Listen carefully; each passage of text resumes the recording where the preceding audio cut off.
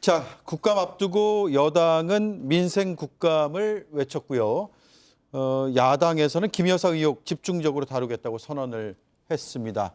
양당 대표의 오늘 발언들을 보면 분위기가 사뭇 다른데 김보엽 위원님, 예. 조국 혁신당에서 가장 주목하는 부분은 어떤 내용입니까? 국민의힘은 민생국감이고 민주당은 끝장국감입니다. 다 네 글자로 맞추고 있는 것 같은데 조국 혁신당은 탄핵국감입니다.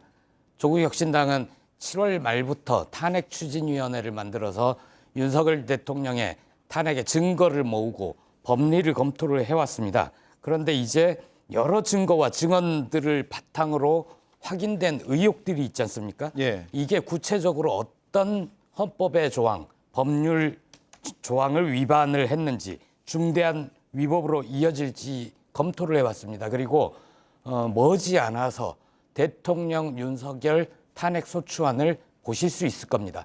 여러 의혹들을 저희는 각 상임위에 배치된 의원들에게 예를 들어서 양평고속도로는 어디, 누구 이렇게 나눠서 검토들을 해왔습니다. 이거를 종합만 하면 탄핵소추안이 될 정도로 네. 준비는 돼 있고요. 머지않아 보실 겁니다.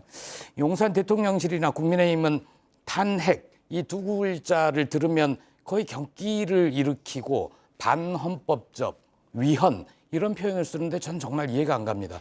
국민의힘의 전신정당 한나라당은 노무현 대통령 탄핵 소추안을 냈었거든요. 그때는 왜 그 반헌법적인 행위를 한 겁니까? 그렇지 않습니다. 탄핵은 어떤 경우에 한다. 탄핵은 이런 절차를 통해서 한다. 대통령 공석 시 누가 권한을 대행한다. 이런 절차들이 헌법에 다 기록이 돼 있습니다. 네. 헌법에 따라서 질서 있게 하는 겁니다. 그러니까 탄핵이란 표현 쓰는데 너무 두려워하지 말라. 민주당 쪽에도 조국 대표가 얼마 전에 탄핵할 결심에 동참해달라. 이런 표현을 쓴 적이 있습니다. 네.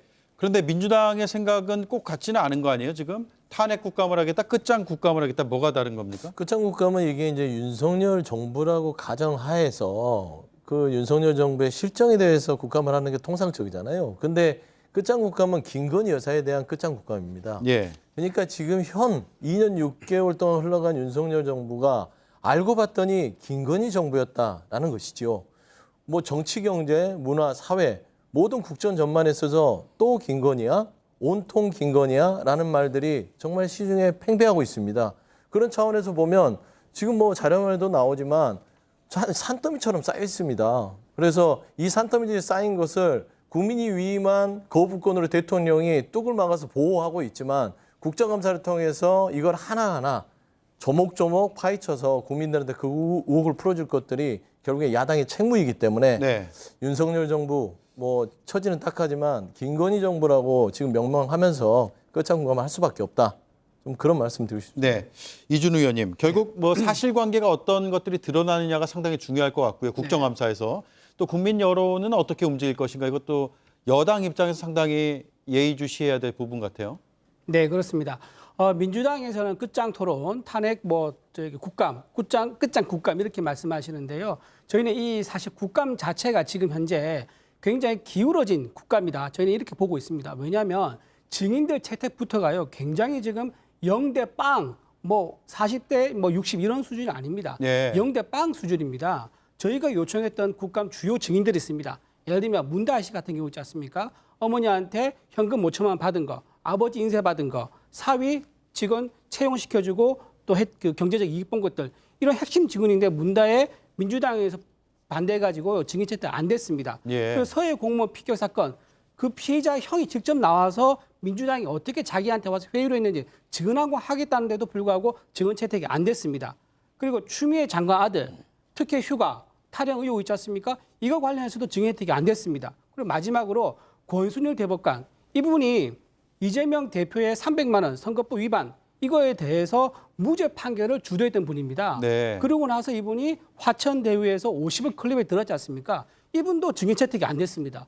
이런 식으로 100대 빵 굉장히 압도적으로 불리한 상황이지만 그럼에도 불구하고 우리 국민의힘에서는 음모에는 팩트로 선동에는 냉정함으로 저희가 국정감사에서 열심히 이제 충분하게 국민들한테 국감에 이러한 자세를 보여드리겠다 그렇게 말씀드립니다. 네. 개혁신당은 지금 어떤 상황입니까?